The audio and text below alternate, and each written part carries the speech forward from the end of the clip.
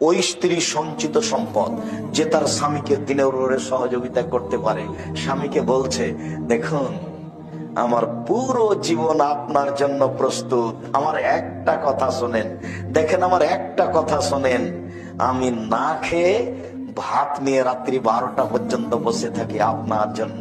আমি চাচ্ছি